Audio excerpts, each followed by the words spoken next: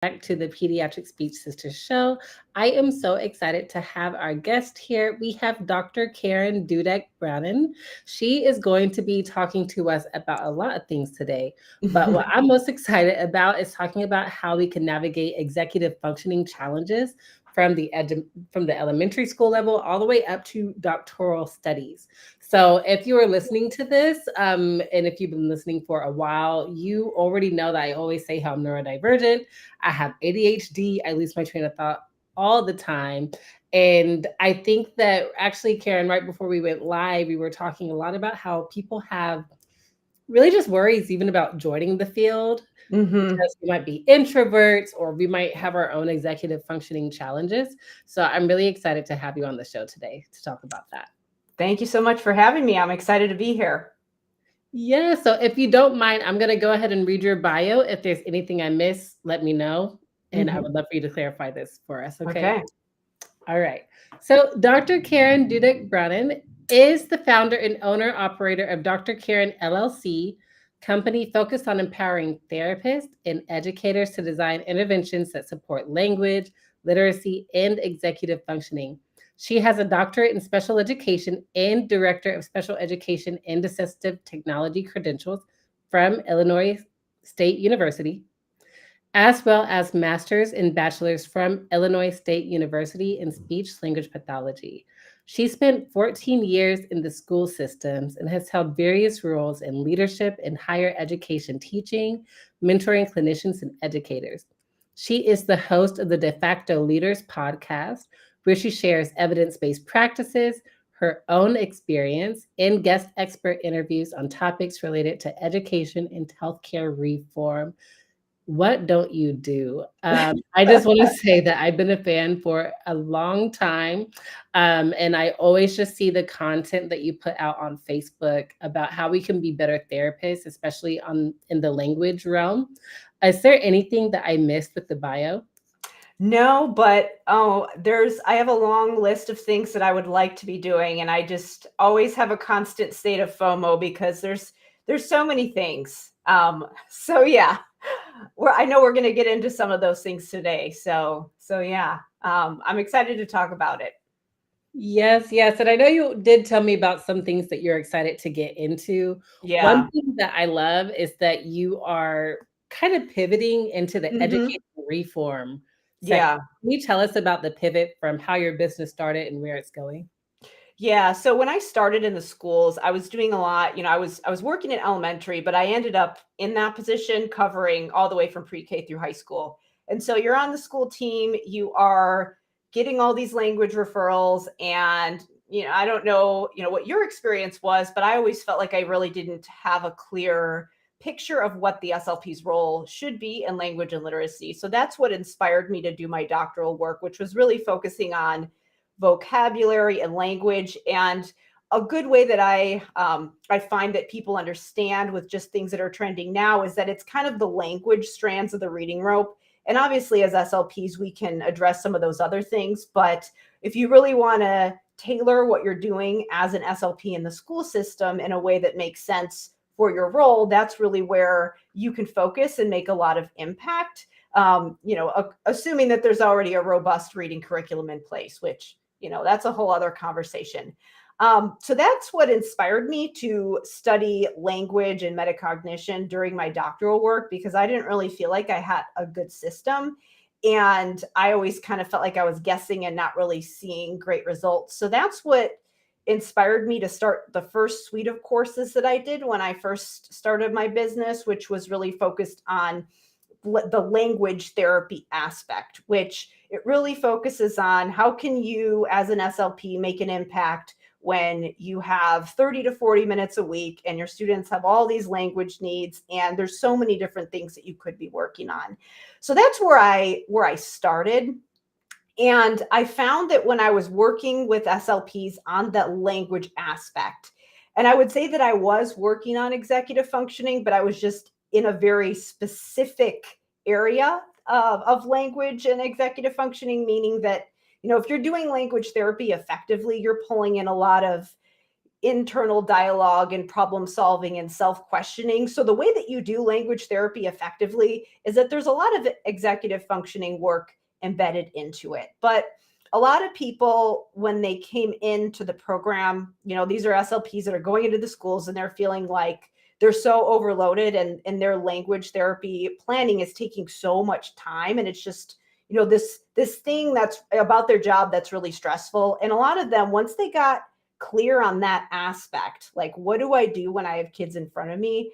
They started to come to me with other issues like, okay, I get that, I'm more confident in my sessions when I have students in front of me, but what about all these other things that are an issue that are impacting my students? And I always knew that I wanted to more directly address the executive functioning piece, but I was thinking more academically. But at that point, that's when I decided to just really focus on the bigger picture things that you have to do as an SLP to be effective in your work. And I kind of explain it as planning for service delivery instead of planning for therapy.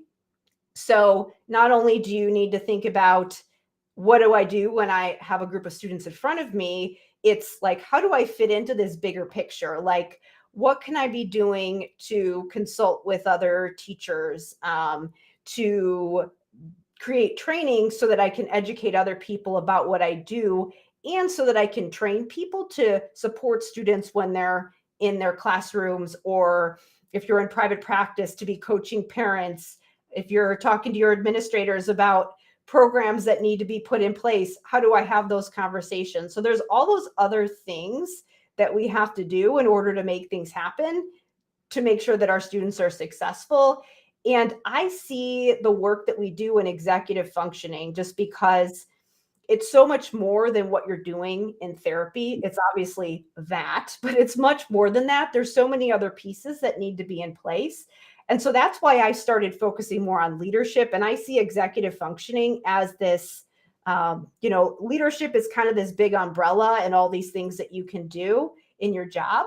But I see executive functioning as a thing that is, an initiative underneath the how you think about yourself as a leader, as an SLP. And, it's one of those tools that you can use to really be kind of emerge as a leader on your team and be seen as somebody who is, more than just the person that goes in the closet and works on ours.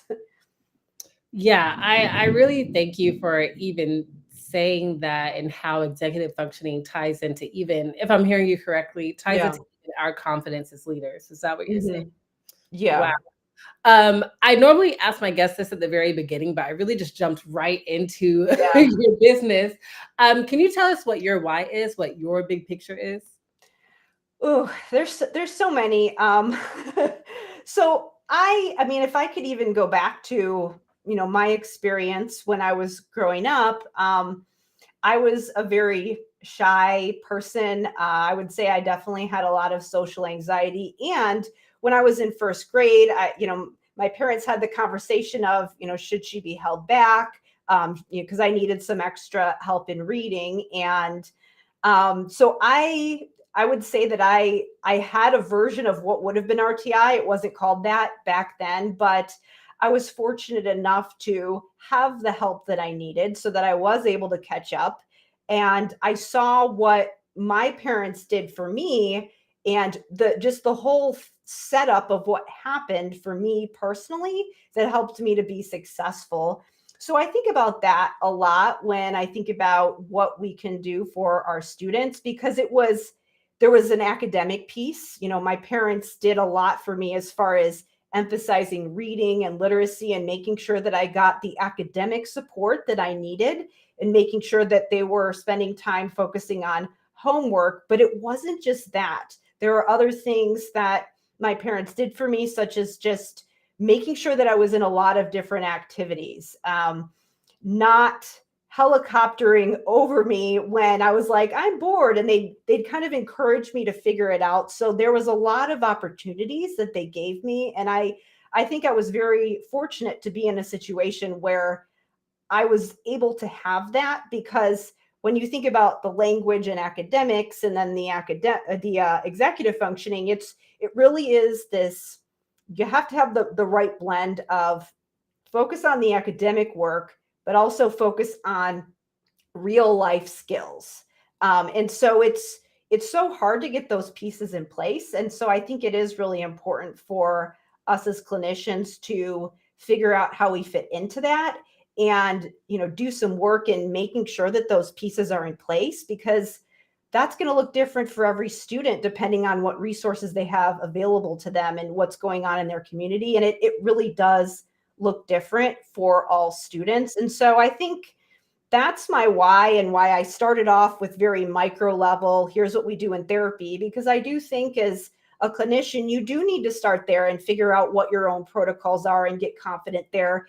And that's when you can get to the point where you have the bandwidth to start thinking bigger picture, like, okay, I feel good about what I'm doing in therapy, but now I need to figure out how I can coach other people to do what I do. Because with executive functioning, if you're just focusing on stuff that you're doing in therapy, students aren't going to have generalization. And with that specifically, being able to make sure that students have the right support, they need to make sure that we have the right help in their classroom when they're experiencing something challenging that requires multiple steps. And there needs to be the right scaffolding in the environment to make sure that they have support, but also the right experiences to build those skills. And that is it's not an easy puzzle to solve, but I think we at least need to understand what the ideal scenario could look like, and then figure out how to make it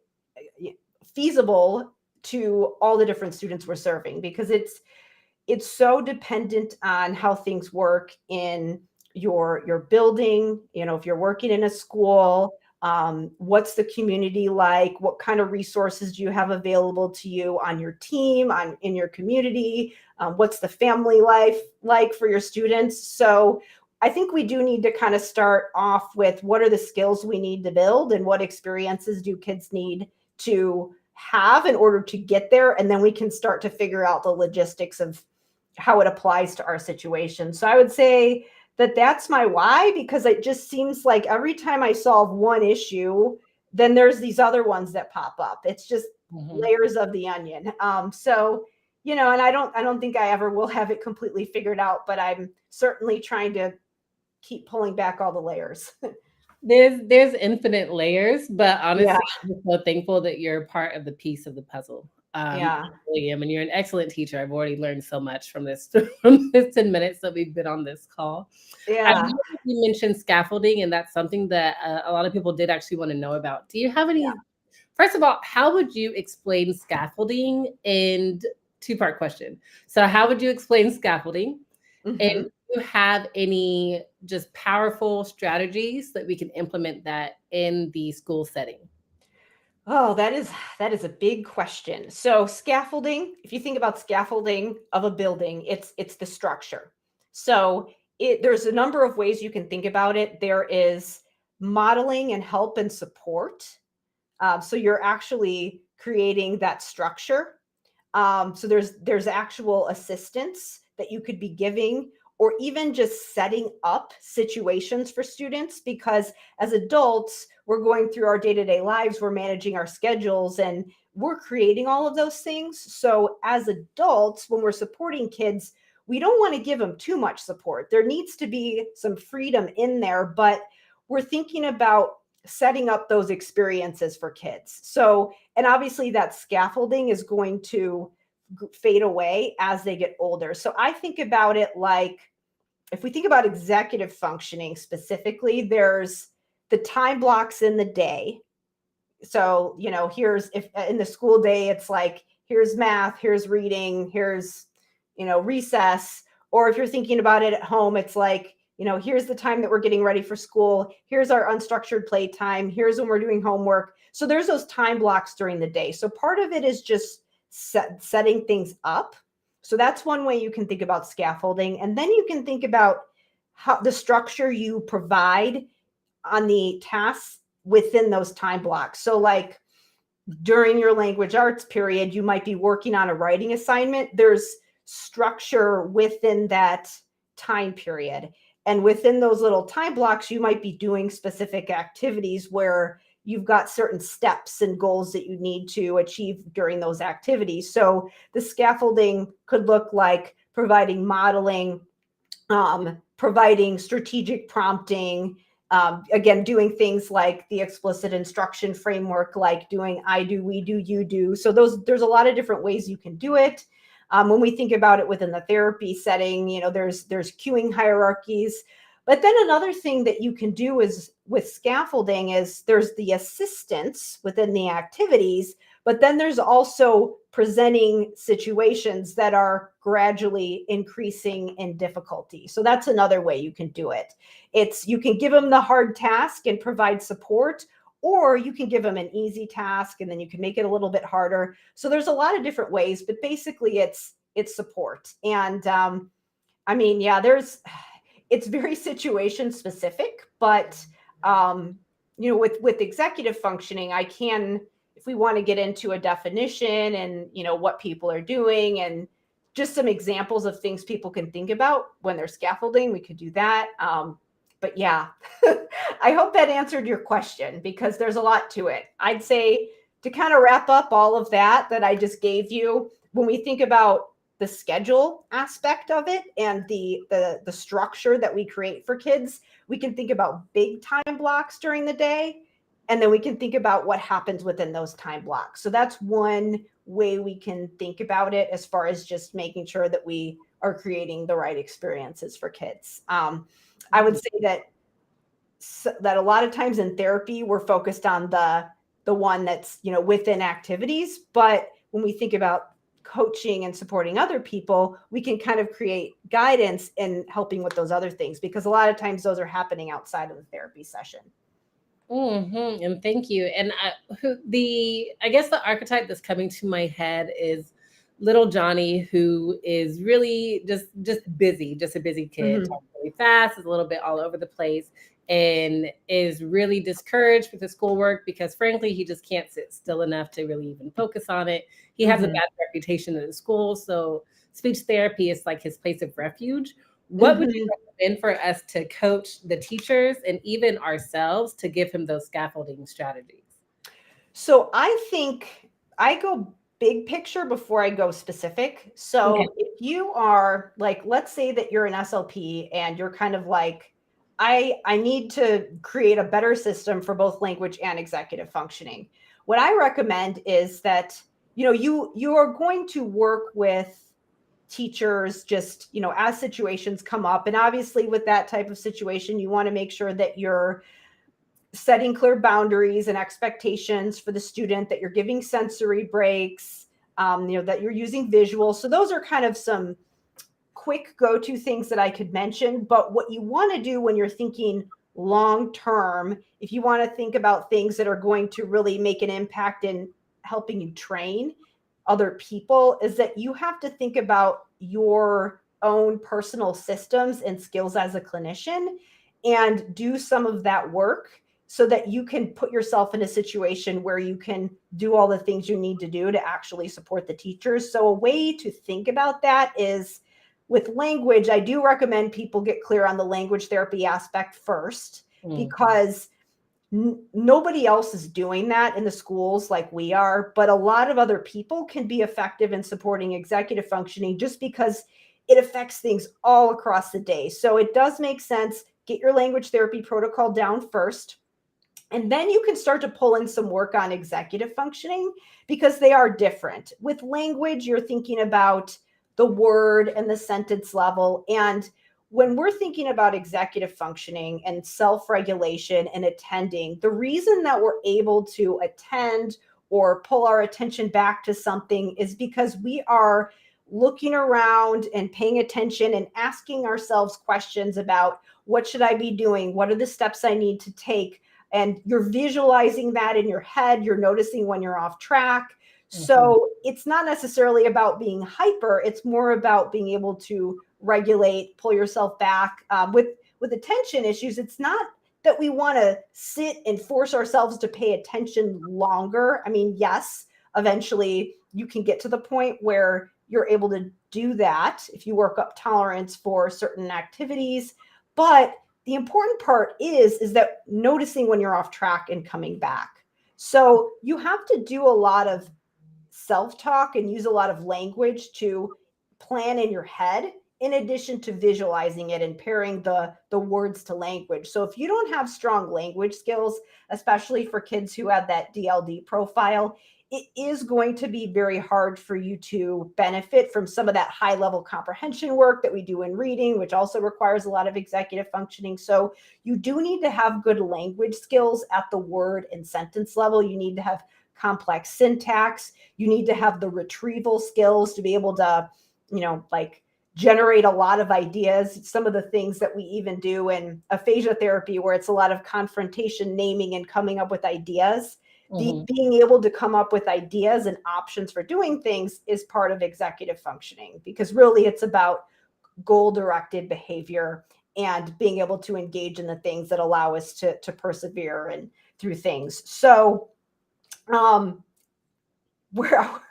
me come back to where I was. I was talking about language therapy, and then I was talking about, after we do that, we can start to think about what we are doing in our therapy to work on executive functioning and kind of get clear on what are some things. If I have a student in front of me and they're completing a writing assignment, or they are working on something that has multiple steps, there are tools you can use to work on that specifically. There are ways that you can model strategic planning, help your students to be able to sense time more effectively and pay attention to how long things will take, or think about how long things will take and estimate what the steps will look like, to encourage them to visualize and pair that with language. So it is kind of hard to do that work if students don't have the language skills. So I recommend pulling that in after you get clear on what your language therapy protocol is, both sometimes for your students, but just for you professionally. You can't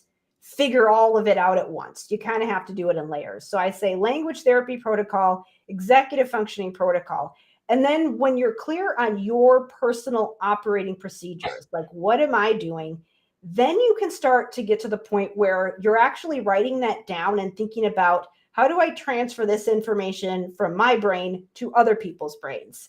So I recommend getting clear on that first, just because you're a human and you have to scaffold your own learning just like you would for your students. And it's not realistic for you to just, walk in a month later and have the whole building trained. So I say, focus on those things. And of course, try to help teachers problem solve and troubleshoot for those unique cases that come up while you're doing that.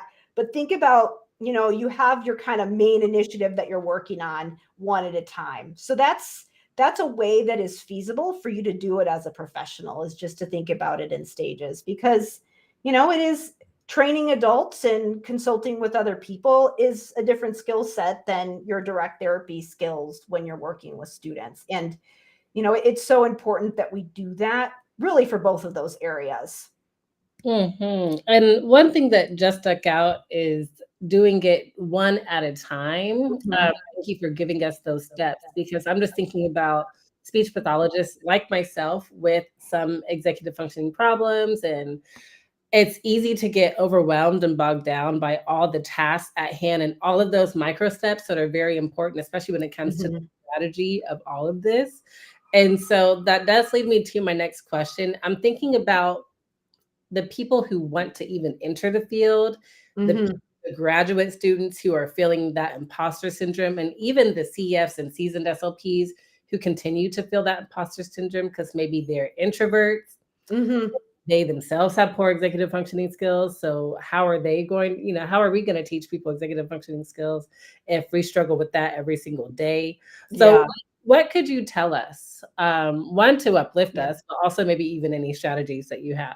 Yeah. So, okay. I will talk about the mindset stuff, and then I can talk about the strategies. So with introversion and social anxiety, I experienced that. I've experienced it my whole life. That when I was talking about what my mom did for me, she's an extrovert. And one of the things that she really encouraged me to do was have a lot of social interactions so that I could move through that and get comfortable. And so here's where, you don't want to, if you are an introverted person, you don't want to pretend like you're a bubbly extrovert and force yourself to be in all these situations that are so overstimulating 24/7. Obviously, you don't want to do that. You want to be aware of what you need to recharge, how you like to connect with people, but you also don't want to get trapped in this way of thinking of, well, I can't do that because X. Like, I think of it as, this is something that you know about yourself to help you prepare and be successful. It's not something that needs to prevent you from doing things. Your way of being successful with those things might look different for other people because you might have different support needs, but you don't have to let it prevent you from doing things. So with the introversion aspect of things, there's executive dysfunction and anxiety go hand in hand, because if you want to be successful in a situation, you have to think back to a situation and have this mental picture in your head of, like, what was another situation that's similar to this other thing that I'm going to do, that might be similar, but also might be, have some differences. You can use past experiences using episodic memory to prepare you for the future. And then you can use your future thinking skills to think, okay, that was something in the past. What can I use from what I know to plan for the future? And then you can visualize what it's going to look like being successful in the future situation. And then you can also think about the steps and, like, make your to-do list using language. Again, all of those things that I just mentioned are executive functioning skills that can help you plan. And if you go into a situation and you feel unprepared because you haven't done that, or you don't necessarily haven't built up those skills yet to be able to do that, it's going to make you even more nervous.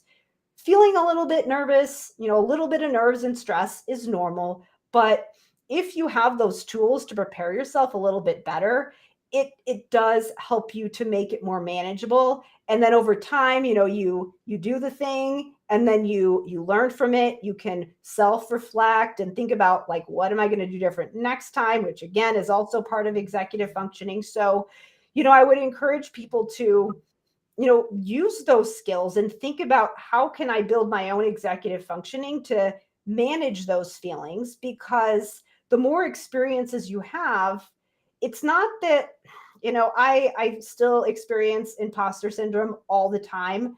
But I have learned from the past that there are ways that I can prepare and strategically keep expanding what my comfort zone is. So I would say that, there's a chicken or egg debate with executive functioning and anxiety. It's like, am I experiencing executive dysfunction because I'm so anxious, or am I anxious because I don't feel prepared?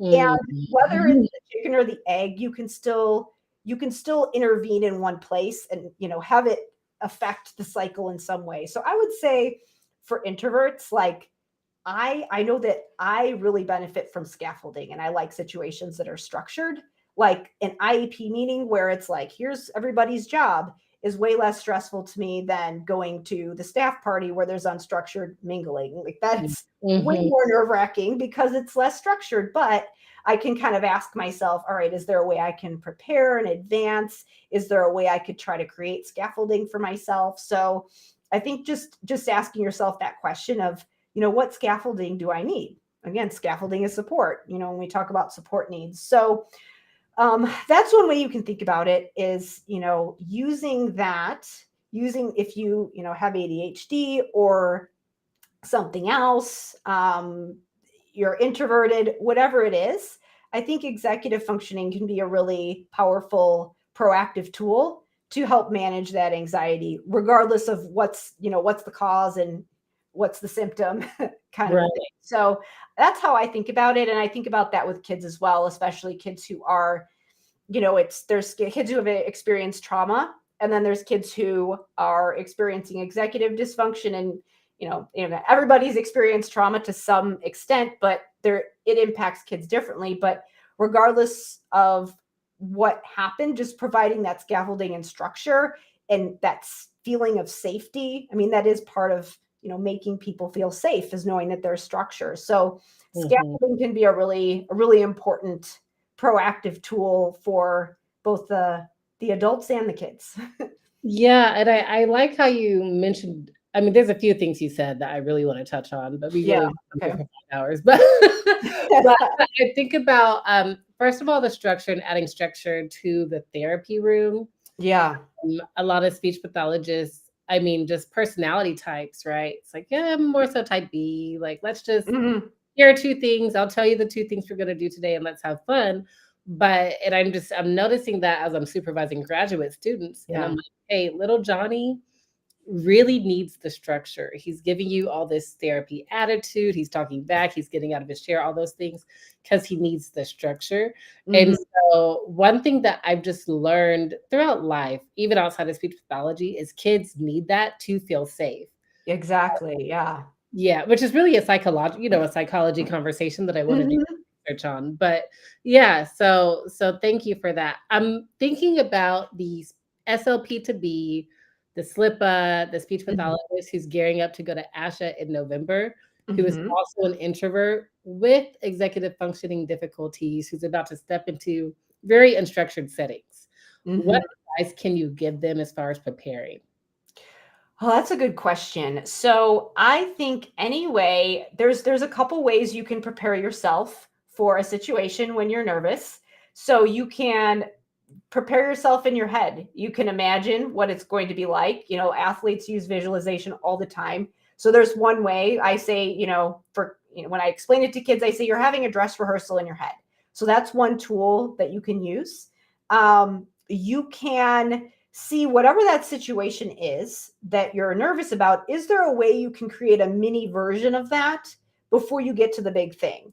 I mean, a simple way that people do this is, you're giving a presentation, you give it in front of your mirror before you go in front of the audience, or maybe you give it in front of a smaller audience to rehearse before you go in front of the big audience. So with something like ASHA, I would say, um, are there ways that you can do some networking events in your community? They're only a couple hours long, so they're not super overwhelming. So you can kind of just get used to let me walk into a room and figure out who I'm going to talk to and what's my game plan.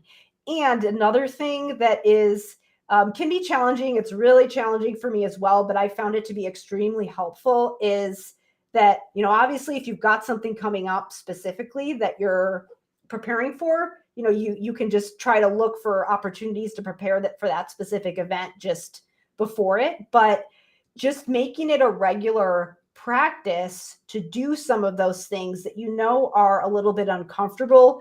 It's so you're not like going to the grocery store when you're hungry. So for example, something that I have been doing this past year that I regret not doing sooner in my business is just focusing a specific part of the day on networking. So some of the things that I do online is that I send, 10 connection requests a day to people that are in fields related to mine, and speech pathology, special education, all the different places that are relevant to what I do.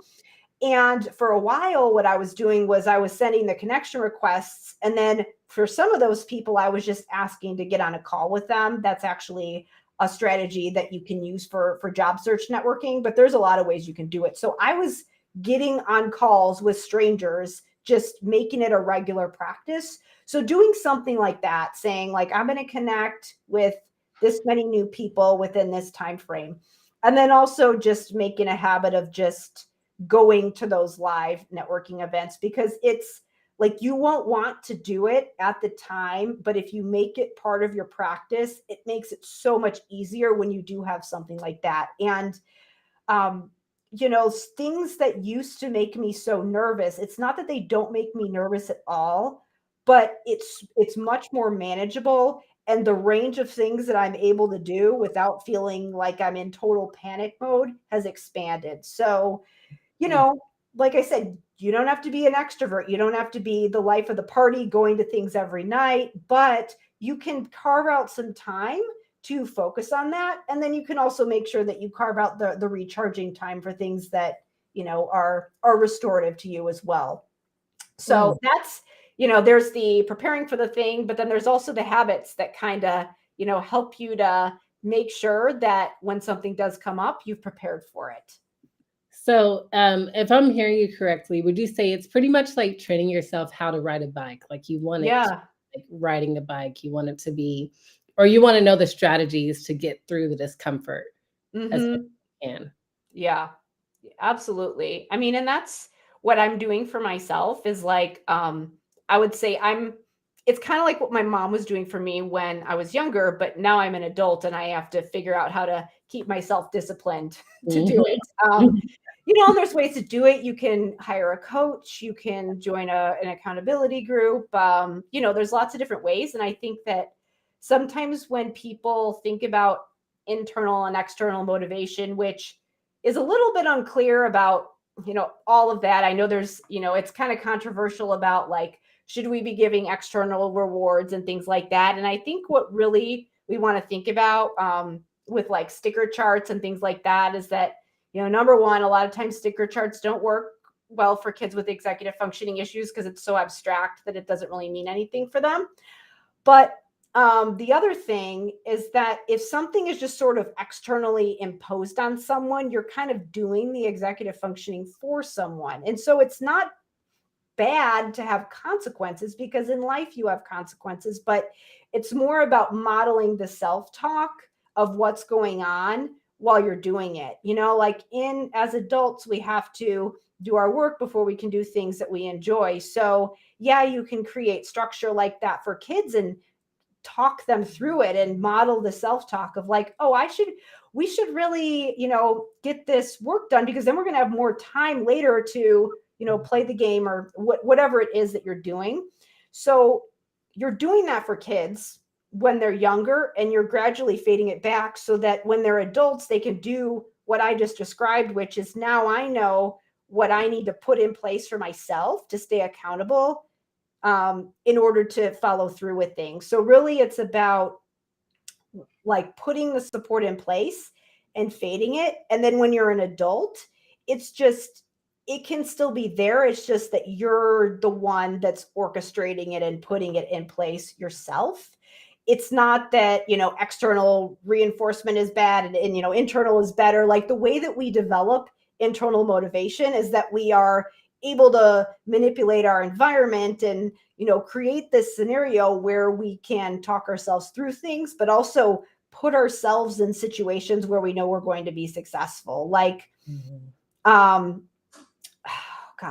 like how some people know that they're not going to be motivated to work out unless they schedule it with a friend. Right. Okay, that's fine. That's your support need. So just, find a way to make that happen. And I think for kids, it's really important that we are explicit about teaching that. And for adults, you just have to think about what to put in place to make sure that you follow through with things.